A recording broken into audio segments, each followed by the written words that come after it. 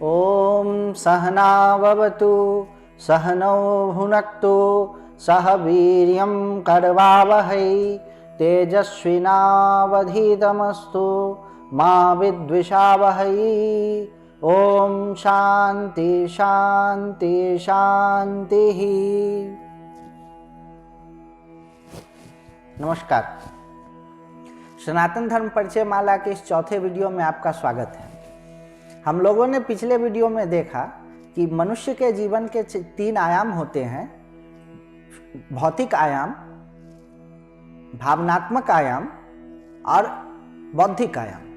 तो भौतिक आयाम से जुड़ा हुआ जो है वह कर्म है, भावनात्मक आयाम से जुड़ा हुआ उपासना है और बौद्धिक आयाम से जुड़ा हुआ ज्ञान है। आज इस पिछले वीडियो में हमने कर्म को थोड़ा विस्तार से समझा। आज इस वीडियो में हम लोग उपासना शब्द के अर्थ को समझेंगे। उपासना का क्या मतलब होता है? उपासना 2 शब्दों से मिलकर बना हुआ है, उप और आसन। तो उसको अगर संस्कृत में अगर आप तोड़ करके बोलेंगे तो होगा उप आसीन। आसीन का मतलब होता है बैठना, आसन, आसीन कहते हैं ना, आसन देव। तो आसन का मतलब बैठना। और उप शब्द का मतलब होता है नजदीक। कहीं कहीं पर उप शब्द का मतलब दूसरा भी होता है, जैसे राष्ट्रपति, उपराष्ट्रपति। तो उसका भी असल में मतलब होता है जो राष्ट्रपति के नजदीक है, जो सबसे नजदीक है वह क्या कहलाएगा? उपराष्ट्रपति। तो उप आसीन, उप आसन का क्या मतलब हो गया? नजदीक बैठना। किसके नजदीक बैठना? परमात्मा के नजदीक बैठना। तो ऐसी क्रियाएं, ऐसी व्यवस्थाएं जो हमको परमात्मा के नजदीक ले जाती है उसको कहते हैं उपासना। अब उपासना के मोटे मोटे 2 भेद हैं। कौन कौन से 2 भेद हैं? एक भक्ति और दूसरा योग। दोनों ही उपासना के तरीके हैं। आप कुछ लोगों को देखते होंगे, कहते होंगे कि भगवान जी से हमें बहुत प्रेम है, हमें दर्शन करने में अच्छा लगता है, हमें पूजा करने में अच्छा लगता है। तो वो क्या है? भक्ति में, भक्ति के रूप से उपासना कर रहे हैं। अच्छा, कुछ लोग कहेंगे कि भैया ये तो दर्शन में और ये गंगा स्नान में हमको नहीं मजा आता है, हमको तो मजा आता है कि शांत बैठिए और प्राणायाम करें और ध्यान लगाएं, हमें तो मेडिटेशन करने में मजा आता है। तो वो क्या हो गया? योग के द्वारा परमात्मा को पहुंचने का उपाय कर रहे हैं। एक तो हो गया भक्ति, जिसमें कि आप तमाम तरह के चीज होते हैं, परमात्मा के प्रति प्रेम, परमात्मा के प्रति समर्पण, परमात्मा के प्रति श्रद्धा, वह भी अपने जगह पर ठीक है। और दूसरी तरफ में योग, योग में आप तरह तरह के उपाय करते हैं, ध्यान लगाते हैं, मेडिटेशन करते हैं, वह भी उपासना है। और लोगों के अपने अपने प्रवृत्ति के अनुसार, जिसका इमोशनल एस्पेक्ट ज्यादा है वह क्या करेगा? भक्ति करेगा। और जिसका मेंटल एस्पेक्ट ज्यादा है वह योग करेगा। लेकिन दोनों को पहुंचना एक ही जगह पर है, दोनों को परमात्मा तक पहुंचना ही पहुंचना है। अब इसमें आपको हम बता दें थोड़े से विस्तार से कि भक्ति किसको कहते हैं और योग किसको कहते हैं। भक्ति शब्द का सीधा सीधा मतलब है परमात्मा के प्रति प्रेम। आप अभी जाने भी नहीं हैं, लेकिन फिर भी उसके प्रति एक प्रेम होना, एक दिल का खिंचाव होना, उसके प्रति एक समर्पण होना, यह लगना कि वही सब कुछ कर रहे हैं, वही सबका भला करेंगे, मेरा भी भला करेंगे, यह क्या हो गया? भक्ति। तो भक्ति, अब आप सीधे सीधे परमात्मा को तो जानते नहीं हैं, तो आप क्या करेंगे? कुछ लोग कहेंगे कि भैया परमात्मा का कोई स्वरूप नहीं है, उसका कोई रूप रंग नहीं है, उस निराकार परमात्मा की हम भक्ति करते हैं। ठीक है भाई, आप निराकार परमात्मा की भक्ति कीजिए।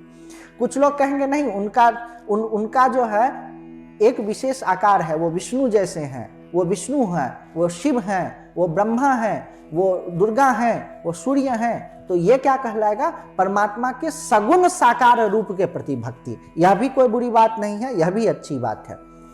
उसके अलावा कुछ लोग कहेंगे कि नहीं भैया, हम तो राम जी को मानते हैं, हम कृष्ण जी को मानते हैं, हम हनुमान जी को मानते हैं। तो राम जी कौन है भाई? राम जी वो विष्णु भगवान के अवतार हैं। कृष्ण जी कौन है? विष्णु भगवान के अवतार हैं। हनुमान जी कौन है? शंकर जी के अवतार हैं। तो डायरेक्ट आप विष्णु भगवान को न करके आप राम जी की पूजा करते हैं, आप कृष्ण जी की पूजा करते हैं, तो भी आप ठीक ही करते हैं, वो भी अच्छा है, उसको भी करना चाहिए। वह क्या हो गया, परमात्मा के जो अवतार आदि हैं, सगुण साकार जो स्वरूप है, उसके जो अवतार हैं उनकी उपासना करना।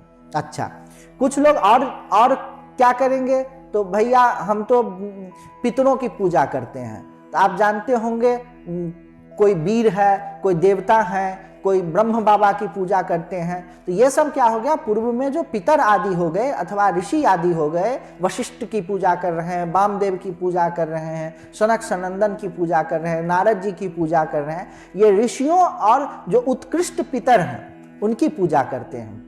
इसके अलावा पांचवें कैटेगरी में कुछ ऐसे लोग आते हैं जो भूत बेताल योगिनियां आदि सब की पूजा करते हैं। वह थोड़ा सा निम्न स्तर का है और सामान्यतः कुछ कुछ शक्तियां उनसे प्राप्त होती है। मैं उनकी भी निंदा नहीं करता, वह भी अपने जगह ठीक है। लेकिन आपको यह समझना है सनातन के इस विस्तृत आयाम में कि जो निर्गुण निराकार की पूजा करे अथवा सगुण साकार की पूजा करे अथवा भगवान के अवतारों की उपासना करे अथवा ऋषियों और पितरों की उपासना करे अथवा भूत प्रेत आदि की उपासना करे, ये सभी के सभी सनातन धर्म के अंग ही हैं, उससे बाहर के नहीं हैं।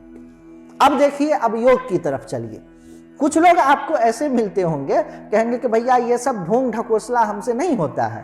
आप चिढ़िए मत उनसे, कहिए भैया तब आपसे क्या होता है। तो मैं शांत बैठ करके आत्मा ही परमात्मा है ऐसा ध्यान करता हूं। हम और मन की ही शक्ति सबसे बड़ी होती है, मन के जीते जीत है, मन के हारे हार है। भैया वो भी ठीक कह रहे हैं। वह क्या करते हैं, उनके भीतर में जो जीव रूप से परमात्मा का अंश पड़ा हुआ है उसको वो व्यापक कर रहे हैं। तो योग की क्रियाओं के द्वारा, आसन के द्वारा, प्राणायाम के द्वारा, हठ योग, लय योग, राजयोग, मंत्र योग आदि के द्वारा क्या करते हैं, योगस्तु तत्प्राप्ति उपाय, उस परमात्मा के प्राप्ति का उपाय है वह।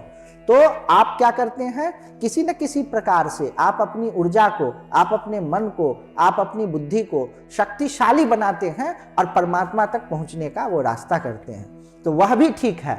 जो योग का आश्रय लेते हैं वो भी अच्छे हैं, जो भक्ति का आश्रय लेते हैं वह भी अच्छे हैं। तो और जो दोनों को मिला करके चलते हैं वह भी अच्छे हैं। इस क्रम से हम लोगों ने यह समझा कि उपासना वस्तुतः क्या है। और जितने भी उपासक हैं, आप पूरी दुनिया में देख लीजिए, योग किसी न किसी एक कैटेगरी में पड़ेंगे कि या तो वो निर्गुण निराकार की उपासना कर रहे हैं, नहीं तो सगुण साकार की कर रहे हैं, नहीं तो अवतार की कर रहे हैं, नहीं तो ऋषि या पितरों की कर रहे हैं, नहीं तो भूत प्रेत आदि की कर रहे हैं। इसी तरह से दुनिया के जितने भी ध्यान की पद्धतियां होंगी, मेडिटेशन के तरीके होंगे, वह सभी के सभी या तो हठ योग, नहीं तो मंत्र योग, नहीं तो लय योग, नहीं तो राजयोग, इसी सब में से किसी एक कैटेगरी में पड़ेंगे। ये जब आप समझ जाएंगे तब आपको समझ में आएगा कि सनातन धर्म से बाहर कुछ भी नहीं है और सब के सब इसके किसी न किसी एक कैटेगरी में पड़ते हैं। ऐसा जब आप समझ जाएंगे तब आप भी मजे में रहेंगे और दूसरे भी मजे में रहेंगे। आपको इस वीडियो देखने के लिए धन्यवाद। आपको यह वीडियो कैसा लगा नीचे कमेंट करके हमको बताएं। धन्यवाद।